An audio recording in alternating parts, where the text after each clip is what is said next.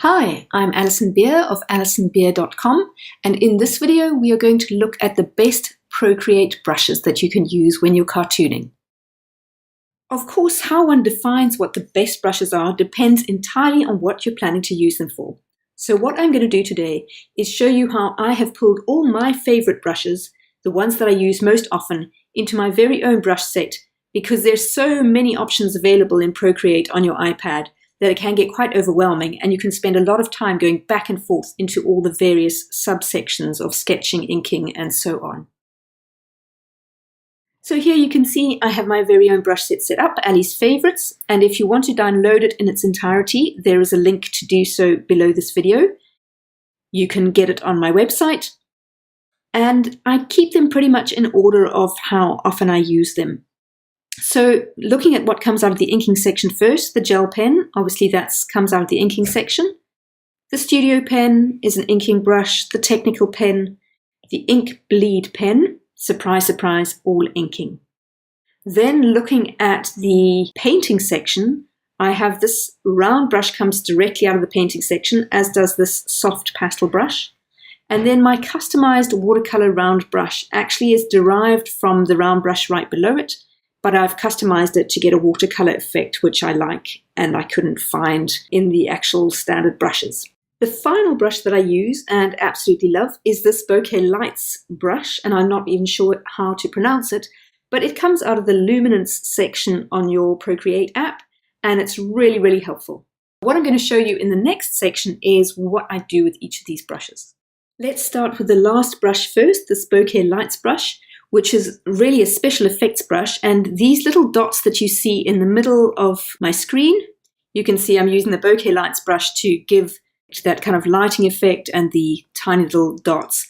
If I increase the size of the dots, I get bigger blotches, so it just depends what effect you're looking for, and you can add a little bit of sparkle and magic to anything. Now let's dial our way back to the very beginning of my drawing process and have a look at the technical pen.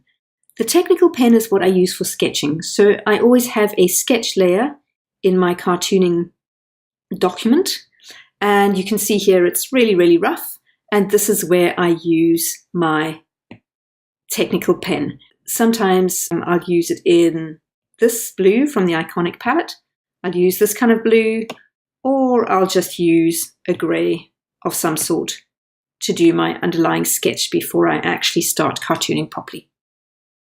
Having finished with the technical pen, let's move on through my drawing process to the studio pen. Now the studio pen, if we go back into our layers, you'll see I have this layer at the top called outline. So let's tick that to make it visible. I'm going to untick the sketch pen to make it invisible. And you can see I've got some stuff a little bit mixed up, but this layer is reserved for my outlining. And the reason that I like to use the studio pen is that it gives me a really good width variation. So you can see here at this edge, I've got a very thin line down to a much thicker line at the other end of it, and around this belly, a really, really thick line. So the studio pen gives me this wonderful pressure variation in width, and that is what I like to have in my cartoons. I like to get a dynamic line width depending on the pressure that I'm exerting. Once I've finished with the studio pen, that's when this customized watercolor round brush comes into its own. And within my layers, you can see I've done a little bit of messing around here, but let's have a look at this color layer, which is where I've used the watercolor brush to achieve all the coloring effects here.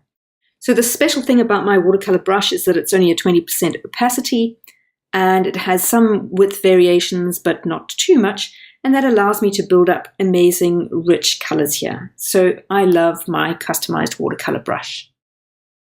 Now it's time to have a look at the brushes that we haven't used at all. So the gel pen brush, I use this mostly for lettering, and because this cartoon that I'm using as an example doesn't have any lettering, I haven't used that brush or showed it to you. The round brush, to be honest, I only have this brush in my palette because I used it to customize my watercolor brush. So I never use this brush because I always use a watercolor effect in my work at the moment. Ink bleed, again, hasn't been used in this cartoon. In fact, it's a reasonably recent discovery of mine, so no demonstration at the moment.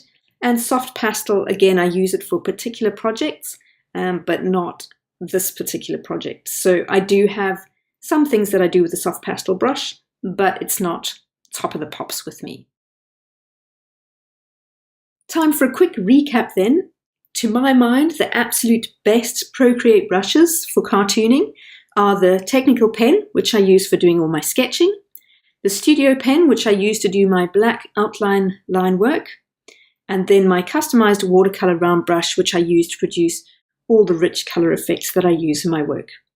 The bokeh lights is a wonderful little brush to add some sparkly magic at the very end, and the other brushes in my customized palette I do use regularly, but not as regularly as these four.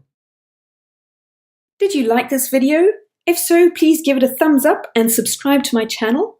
And if you would like to get your hands on my favorite brush set, rather than fiddling around and configuring your own, head on over to my website and I will send it to you direct to your inbox. Thanks so much for watching, and I'll see you next time.